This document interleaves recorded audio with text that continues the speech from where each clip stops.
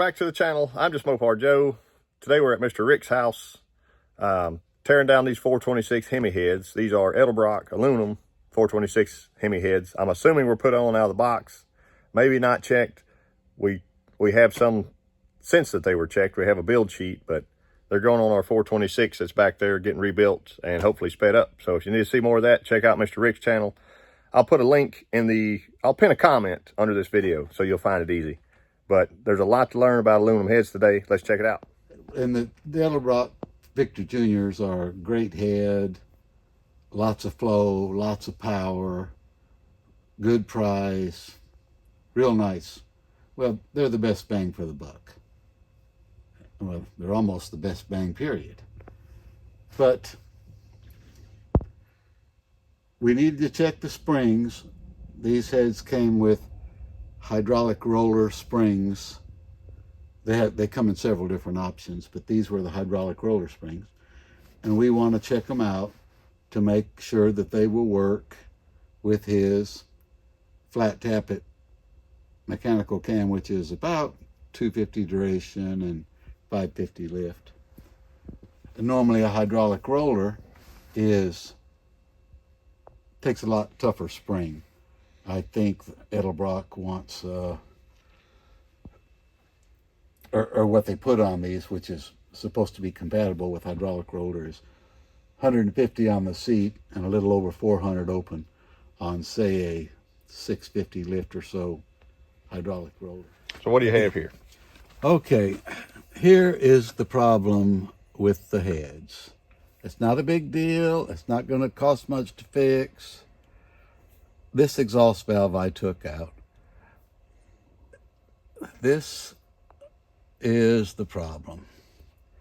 It's bent 1.5 thou. Now you might think that that's a bad thing, and you might think whatever, but I have to explain something. I bought a lot of these Edelbrock Victor Juniors. I've got 3 sets in here now. So I went and got a new valve out of one.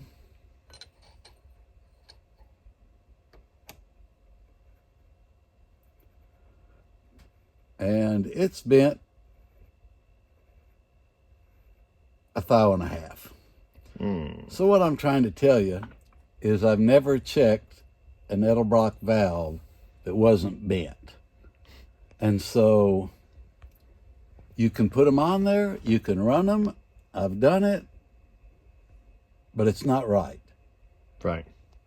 I know that the owner doesn't want to waste a bunch of money, but I don't think this is a waste of money. Everything Kuntz has done for us has been very reasonably priced. I think we need to do a valve job just because of the way things are here. And by them facing the valves, I think that's going to straighten it up to fix all the problems. And that's what it needs. We're not trying to waste money. This thing will run the way it is, but of course, obviously, it's not running like he wants. And right. So now there is some good news. Those valve springs are going to work fine because those heads are giving us enough installed height to back them off perfectly, exactly where we want to be. But all we really need here is a valve job. That'll face the valve, that'll straighten it, true it up, and I think everything will be better. So they can likely just fix those valves? Yes, with the grind? I believe that's going to work fine. Yes, I have new valves here, and I haven't even checked them. I got a funny feeling they're straight. But I've never found a straight Edelbrock valve. I mean, we could tear both those heads down and check every valve, but it really wouldn't matter. The bottom line is we need a valve job. And Kuntz can clean them up and send them back, and they're ready to bolt on. And everything they've done for us, we like. Right. And the price is reasonable. We can call over there, talk to them, tell them what we got here. Tell them, we've got a little run out. And would it be legitimate? They know more about head work than we do. Is it legitimate to just face this true and run this valve? I mean, for all intents and purposes, this is a new valve. This is not some old 20-year-old junk, you know. And I'm thinking they're going to tell us, yes, we can face them. Yes, they'll be true. And we'll have a good valve job then. I was going to pour some solvent in the ports and check them out and see if they were leaking, but it doesn't really matter. I mean, I've stuck these valves in before in brand new heads here, and we could probably go do that if we wanted to. And I've seen daylight, you know. So, I mean, yes. It's not right. It's not right. And I'm not knocking Edelbrock. I love Edelbrock. They've given us these great heads, and the price is reasonable. And nobody knows that the valves are bent except a few people that have a gizmo to check them.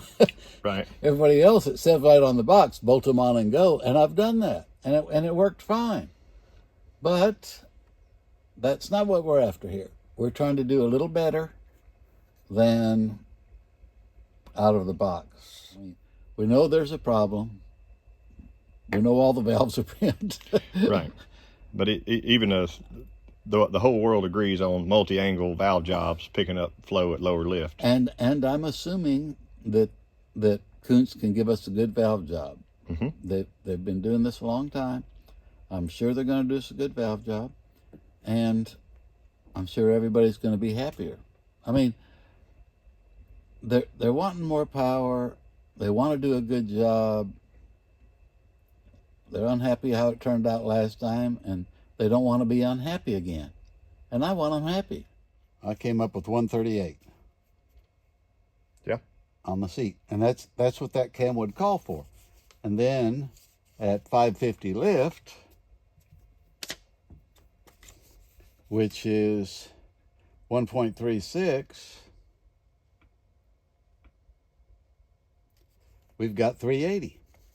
Mm-hmm. Which is perfect. Those other springs in that other box, that pack box, were weaker than Roadrunner 383 springs. 108 on the seat. Mm-hmm. Of course, actually, they tell you to set them up a little higher than that. But yeah, they were dogs.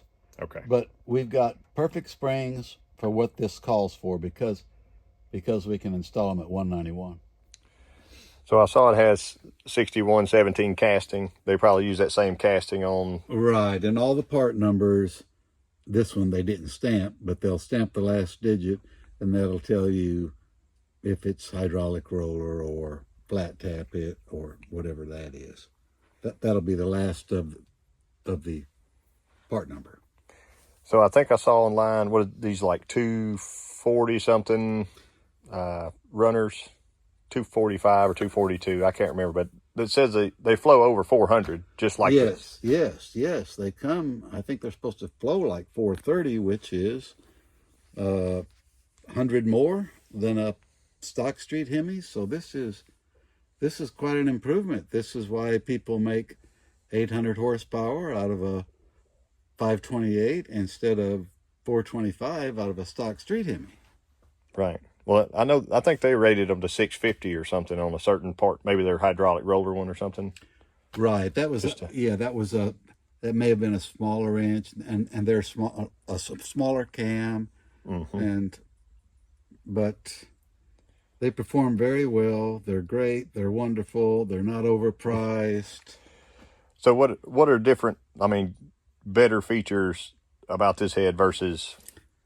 Well, of course, all the street Hemi heads are cast iron, which is like the end of the world, as far as everything. 75 more pounds on your front end or something. Yeah, everything about them is just wonderful. But they also made a lot of improvements. They've got this little seal here, so you can take your spark plugs out and oil doesn't get on your plugs, so you can read your plugs. And for people who don't like the oil in the cylinder and all that smoke when they start it up, that's a good feature. Now, there's some other people that have that also, like Stage 5 and Keith Black, but still, I don't know who was first, but still a nice feature. You think this is half the cost of a KB head? Oh, they're a lot cheaper. I think these are, I'll call it 3,500, and the last stage 5s, by the time I got done to make them flow as much as these, I was at 6,500. So right. Yeah.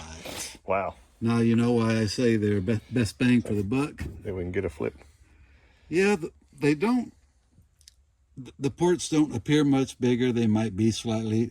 It's all the same architecture as the originals, except for the exhaust valve angle being a little different to help with bigger cams and everything. These are a little dirty, but nonetheless, they changed the exhaust port a little. Still pretty close to what they were. I didn't mention it in my other video about using these on the 426. You said that right. This intake valve is a little bigger. It's 232 instead of 225, and so if you run it on a stock bore, and I've tested that before, and it doesn't work out well, even though this one seems to run with it.